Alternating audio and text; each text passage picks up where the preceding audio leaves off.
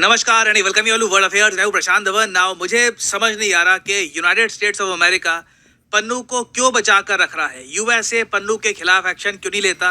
Even though यहाँ पे आप देख पाएंगे आर्टिकल, जो ये प्रो खालिस्तान सेपरेटिस्ट है पन्नू, इसने रिसेंटली धमकी ये दी है कि ये पार्लियामेंट पे अटैक करेगा, भारत के पार्लियामेंट पे अटैक करेगा, या तो दिसंबर 13 को या फिर उससे पहले।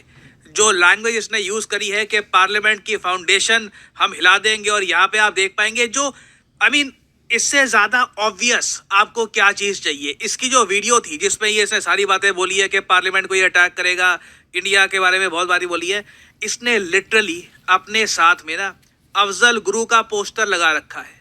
अफजल गुरु जैसे आप लोग जानते होंगे 2001 में, साल 2001 में भारत के पार्लियामेंट में जो आतंकवादी हमला हुआ था उसका मेन प्लानर था अफजल गुरु। इसके बारे में थोड़ा सा आपको बता देता हूं, उसके बाद आप समझ पाओगे कि ये थ्रेट कितना बड़ा है। और ये शॉकिंग बात है कि यूएसए ये सब अलाउ कर रहा है। एक्चुअली जो रिसेंट इवेंट्स हुए हैं उससे तो ये भी पता लग रहा है कि चाहे एफबीआई हो या फिर डीईए हो, ये काफी हद तक पन्नू को बचा कर रख रहे हैं इन यूएस। ओके, सो साल 2001 ये बहुत ही ज्यादा इंपॉर्टेंट है। साल 2001 में क्या होता है कि भारत के पार्लियामेंट में एक डेडलॉक चल रहा था। मतलब नेता आपस में लड़ रहे थे, तुम ये गलत हो, ये पॉलिसी ठीक है, जैसे नेता आपस में डिबेट करते हैं पार्लियामेंट में। इसी दौरान न्यूज आती है कि पार्लियामेंट में गोलियां चल रही है, आतंकवादी आ चुके हैं पार्लियामेंट के अंदर। वो लोग लिटरली पार्लियामेंट बिल्डिंग के अंदर जाने वाले थे, मगर तभी बहुत ज्यादा ब्रेव सिक्योरिटी गार्ड्स थे जिन्होंने भारत की डेमोक्रेसी को बचाया। भारत के पार्लियामेंट में जो लोगों के रिप्रेजेंटेटिव्स थे उनको बचा लिया। नहीं तो जो सीन सामने आते ना कि इंडिया के पार्लियामेंट में आतंकवादी घुस गए, गोलियां चला दी, बाय गॉड, इससे इंडिया पाकिस्तान के बीच में वॉर हो सकती थी। लिटरली मैं आपको बताऊं, इस अटैक के बाद ना इंडियन गवर्नमेंट इतना ज्यादा शॉक थी कि 2001 से लेकर 2002 तक इंडिया पाकिस्तान स्टैंड ऑफ चला था। दोनों कंट्रीज की आर्मी बिल्कुल बॉर्डर पे डिप्लॉय हो गई थी। इंडिया रेडी था कुछ करने को, बट लास्ट मोमेंट पर कुछ किया नहीं, पीछे हट गए हम लोग। आप इमेजिन कर सकते हैं, हमारे पार्लियामेंट पे अटैक हुआ था। जो बेसिक सिक्योरिटी पर्सनल है, जो बेसिक सिक्योरिटी गार्ड्स है ना, कई लोगों ने तो अल्टीमेट सेक्रीफाइस देकर भारत के पार्लियामेंटेरियंस को बचाया था। हालांकि एक बात बहुत ज्यादा दुख से ये बोलनी पड़ रही है कि जो रिश्तेदार थे उन ब्रेव सिक्योरिटी ऑफिसर्स के, जो आतंकवादियों से लड़ते लड़ते जिन्होंने अल्टीमेट सेक्रीफाइस दिया, वीरगति को प्राप्त हो गए, पार्लियामेंटेरियंस को बचा लिया, हमारे पीएम को, मेंबर ऑफ पार्लियामेंट को, सबको बचा लिया, उनके जो रिश्तेदार हैं, जो उनके घर वाले हैं ना, उनको बाद में सरकार ने जो मेडल दिए थे, ब्रेवरी मेडल, उन्होंने वापस कर दिए सरकार को। पता है क्यों?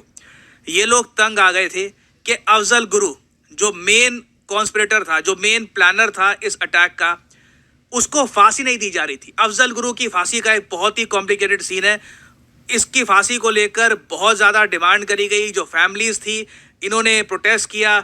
आप देख सकते हैं 2006 की ये बात है, वो अलग ही टाइम था। और फिर बाद में 2013 में जब अफजल गुरु को फांसी हुई, तब जो मार्टर्स की फैमिली थी उन्होंने मेडल्स वापस लिए। आप इमेजिन कर सकते हैं, इन लोगों ने अल्टीमेट सेक्रीफाइस दिया। और 6-7 साल तक इनकी फैमिलीज इसी बात को लेकर स्ट्रगल करती रही कि जिस आदमी ने ये सब कुछ प्लॉट किया ना, उसको सजा दो। तो उसी अफजल गुरु की फोटो यहाँ पे इसने लगा रखी है और यहाँ पे कह रहा है कश्मीर टू खालिस्तान 13 दिसंबर को कुछ बड़ा करेंगे, कह रहे हैं कि पार्लियामेंट को हिला देंगे वगैरह। और इसने लिटरली, पन्नू ने यूएसए में खड़े होकर, मोस्ट प्रॉब्ली ये यूएसए में ही होगा आज के समय, यूएसए में खड़े होकर इसने ये लाइन बोली है। इसने ये कहा है कि मेरा रिस्पांस होगा कि 13 दिसंबर को will be in contrast to 2001 Afzal Guru's resistance against extra judicial killings of Kashmir, but is going to still shake the very foundation of Indian parliament. इसने ये सब बातें कही है। और कई इंटेलिजेंस सोर्सेज तो ये भी कह रहे हैं कि पन्नू ना सिर्फ थ्रेटन कर रहा है, ये हो सकता है कि रिक्रूट भी करे लोगों को ताकि ये लोग पार्लियामेंट को अटैक करें। तो बिल्कुल देखिए, ये काफ़ी कंसर्निंग बात है।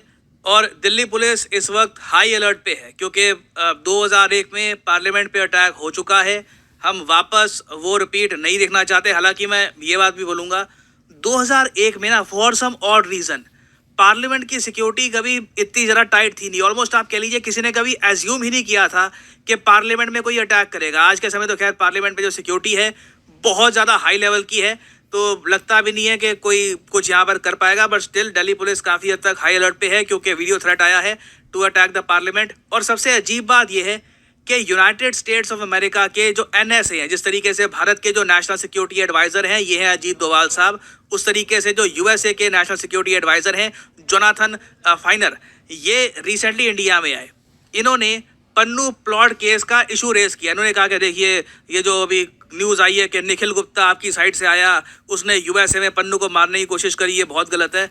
इट्स स्ट्रेंज कि यूएस इस इशू को इतना ज़्यादा रेस कर रहा है, स्पेशली जब पन्नू ओपनली इंडिया को धमकी दे रहा है, इंडिया के पार्लियामेंटेरियंस को धमकी दे रहा है। इससे पहले आपको याद होगा इंडियन डिप्लोमेट जो है कनाडा में, उनको मारने की भी ये बात कर रहा था। तो इट्स वेरी शॉकिंग और सैड कि यूएस आज के समय ये पॉलिसीज यूज़ कर रहा है। ऑब्वियसली देखिए, मैं अभी भी मानता हूँ इंडिया यूएस के ग्रैंड रिलेशंस पर इसका कुछ इम्पैक्ट नहीं होगा, क्योंकि इंडिया यूएस रिलेशंस बहुत इंपॉर्टेंट है। चाइना फैक्टर इतना बड़ा है कि ये सारी बातें, ये सब कुछ जो हो रहा है ना, एक बार को साइड हो जाएंगी, इन पर भी ध्यान दिया जाएगा, मगर मेन फोकस चाइना का राइज ही रहने वाला है। मुझे लगता नहीं है कि इस सब के बावजूद भी इंडिया यूएस रिलेशंस में ज़्यादा कुछ आप प्रॉब्लम देखोगे, इश्यूज देखोगे। बट मैं ये कहूँगा कि इंडियंस के मन में जो थोड़ी बहुत यूएस के लिए एक गुडविल बन रही थी ना, उसको बहुत ज़्यादा डिस्ट्रॉय करेगा। जो एक शक है यूएस के बारे में कि अल्टीमेटली यूएस फ्रेंड्स नहीं चाहता, यूएस गुलाम चाहता है। यूएस कभी ये नहीं चाहेगा कि उनको इक्वल फ्रेंड्स मिले, फ्रेंडली कंट्रीज मिले। वो पाकिस्तान जैसा सिस्टम चाहता है जहाँ पे वो सब कुछ कंट्रोल करें, कौन जेल में जाएगा, कौन नेता बनेगा, everything is controlled by the US. थोड़ा वो ऐसा सिस्टम चाहते हैं और मतलब उसके लिए वेरियस इनके रास्ते होते हैं। So this is very concerning. और आई थिंक मैं यहाँ पे जानना चाहूँगा आपका ओपिनियन कि आप आज के समय इस सब के बावजूद यूएस को कैसे देखते हैं। Do you still see US as a friendly country, या फिर आप मानते हैं कि नहीं, US is not a friend of India? लिखिएगा इसके बारे में कमेंट सेक्शन में, मैं जानना चाहूँगा आपका ओपिनियन।